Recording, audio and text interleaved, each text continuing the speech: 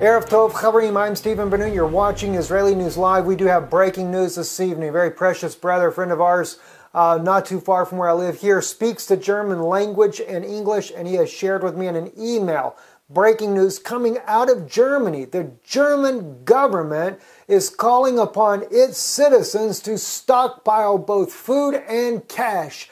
Enough money and enough food to last at least 10 days. Now, the link is here on your screen. I know it's in small print. You probably don't see it there. I will include it in the subject line. It is in the German language. Use Google Translate to translate it for you, but he let me know already what the article is about. I did translate all of it, though. Read it so I could see for myself. Going to share this news with you because this is a major breaking news. It is definitely, according to the article's in translated to English says federal government citizens should load food and cash. That's what you're seeing. I have it in German on your screen for those of you that can speak German. August the 21st, 2016. It happened today. The article states the federal government calls on citizens to create a supply of food for 10 days. This is intended for the crisis case from which one does not know whether this is the outbreak of war or a financial crash. Now, I kind of lean more towards the war, not so much the financial crash. And I'm going to share with you why. And you're going to see that in just a moment here. I don't think that it's a financial crash. The war will help resolve their financial problems. No doubt that they're suckered down in bed with Obama administration right now. But anyway, let's look a little bit more at what the article actually states. Now, they're quoting here from the AFP news agency reported on Sunday at 9:13 p.m. All right, here it is. They're just in a different time zone, but this is pretty weird. For the first time since the end of the Cold War, the federal government, according to a report, wants to encourage new stockpiling the population again, so that they do, in the case of disaster or an armed attack, temporarily can take care of himself. Now, this is just being translated using Google Translate, okay, guys? So it may sound a little odd because you got to flip things around a little bit, and I didn't take the time to really break all that down because I wanted to bring it to you exactly the way it is. All right, the population has stopped. Hold up personal supply of food of 10 days, quoted the Frankfurt Allgemein, and I cannot pronounce these German names, of a concept for civil defense, which is the government is requested to adopt on Wednesday. According to the report, the population should be able to protect themselves in an emergency before calling government action to ensure an adequate supply of food, water, energy, and cash. Therefore, the population should also be stopped for initial treatment for a period of 5 days. Reproach 2 liters of drinking water per person per day. It is stated in the text drawn up by the Ministry of Interior. According to FAS, in the first strategy for civil defense since the end of the Cold War, 1989, she had been given in 2012 by the Budget Committee of the Bundestag in order. In the 69-page concept, it stated that an attack on the territory of Germany, which requires a conventional defense play, was necessary nevertheless to such sufficient prepared, not fundamentally exclude for the future development of a life-threatening situation. My gosh. All right, guys, let's look at some more of this. The article continues on. Federal government citizens should load food and cash, okay, as the article states here. Interesting that the FAZ reported in this regard that the federal government also worry about their own safety. The newspaper writes that the paper literally stand, precautions are the event, the task of the service office to meet in order to relocate the performance of duties of a public authority to another sheltered place, an emergency seat that is. It is not clear whether these preparations are related to a possible war. The federal government has recently changed its military strategy regarding Russia as an enemy. NATO considers Russia an attack on NATO territory possible. Therefore, NATO wants the U.S. and the EU also to defend outside their own territory. Reuters writes that the concept of the need for a reliable alarm system, a better structural protection of the buildings, and sufficient capacity discussed in the health system Reuters, the civilian support of the armed forces should be again a priority. These include modifications to the traffic steering when the Bunwire must relocate combat units. So again, it does seem like they're preparing for war. Let me just show you here, and I'll make sure we're not too loud on our volume here as we're going along here. Russia here, of course, they're in Crimea. Russia has been doing military drills, landing, etc., preparing for possible conflict. Without a doubt, I can't help but say this, guys. I don't think Russia will be the one to launch the attack. I have reported over and over and over here where Ukraine has been getting ready. If you remember, Erdogan and Ukraine, Petro Poroshenko, had already worked a deal in taking back Crimea. This was news we broke back, I believe it was in March. Guys, and I'm not the only one. I did find another source for that today, so I'm not the only one that has reported that type of news there. But we've shown how that everything has been instigated by Kiev, by Ukraine, and I don't think it's just Ukraine by itself. I had one guy write me a comment. It's not Ukraine. He said it's the United States that's pushing our people. I agree with that. It is NATO and back in there. And NATO is also pushing, more so the Obama administration is pushing the German government into fighting a war whether they want to or not, whether their citizens are behind it or not. And that's exactly what we see. Again, and even in this clip here, this is Ukraine forces there moving down to Crimea. Russia is digging in. They're preparing to be a defensive force. The other way around, though, with Ukraine, they're preparing an offensive attack. The United States has used mercenary forces, hired military to come in, like we see with Blackwater, etc., to fight battles. That's what's been going on in Ukraine as well. But it's not just Ukraine that is the sticking point or the place that would ignite this war.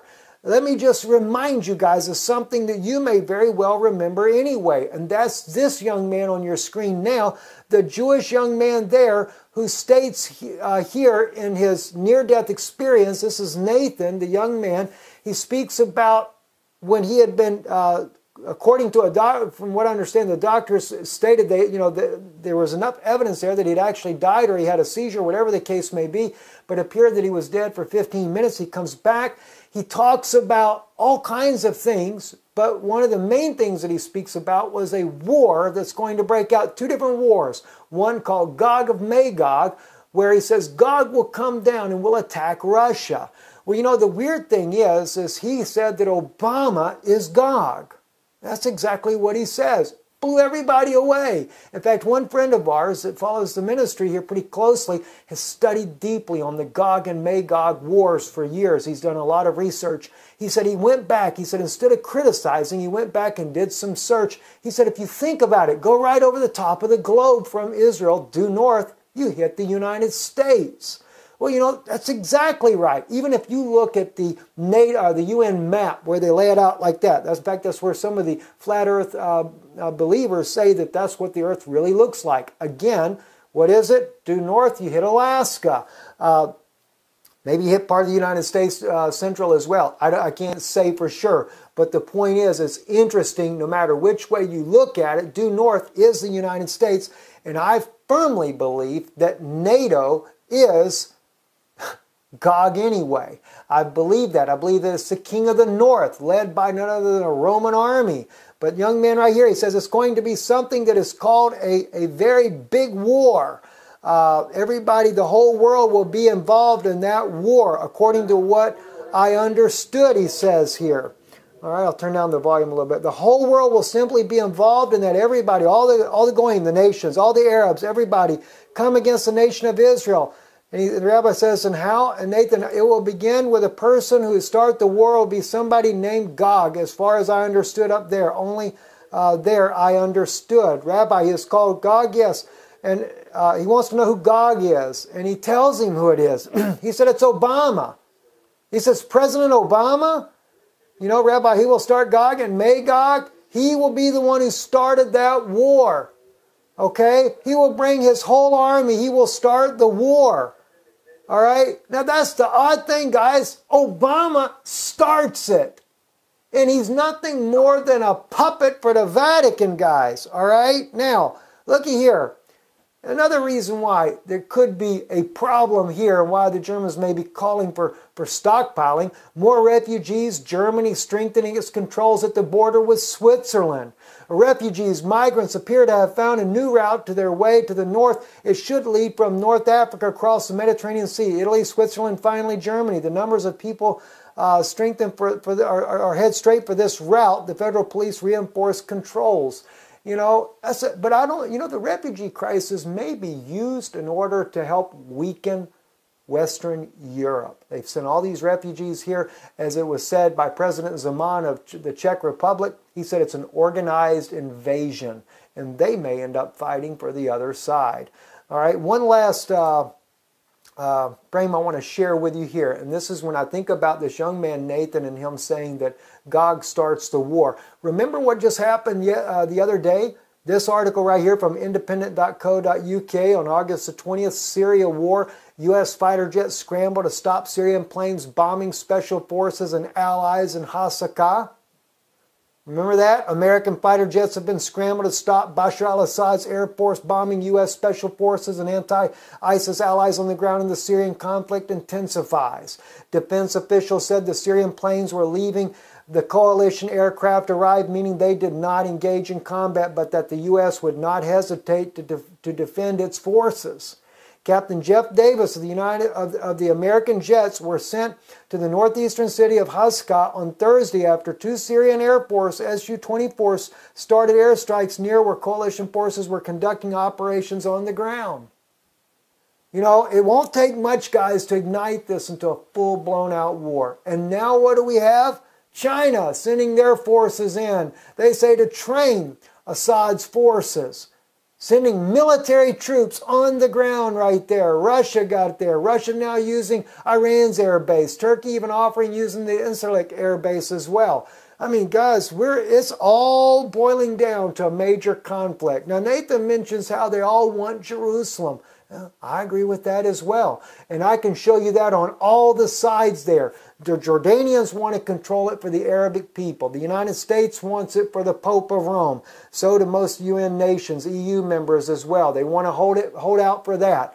All right, Russia wants that whole area. Why? Because he made an oil deal with Mahmoud Abbas. So it's important that the Palestinians get their own state. And he doesn't just want that the Vatican goes in there and takes it all over and the U.S. gets it and they lose out their deal again. See, Russia's already there in Syria because of the oil to begin with.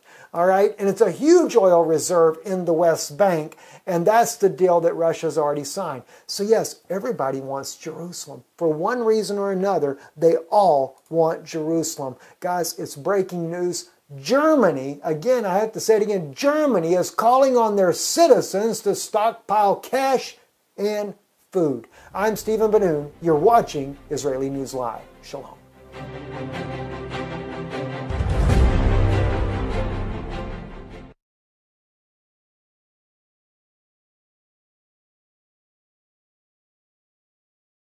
Which one does not know whether this is the outbreak of war or a financial crash.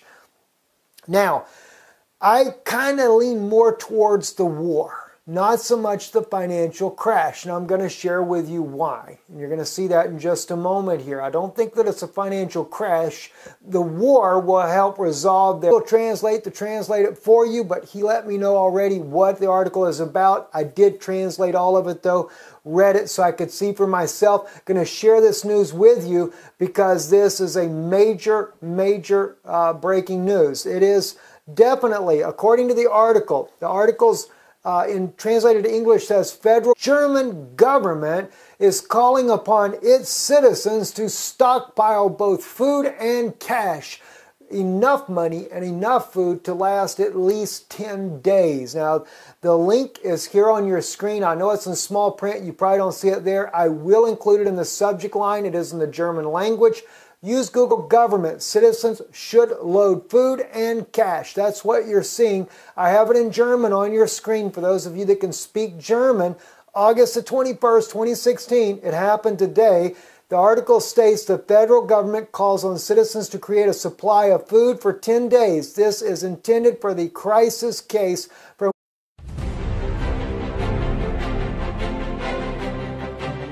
Erev Tov, Chavrim, I'm Stephen Ben-Nun. You're watching Israeli News Live. We do have breaking news this evening. A very precious brother, friend of ours, not too far from where I live here, speaks the German language and English, and he has shared with me in an email breaking news coming out of Germany. The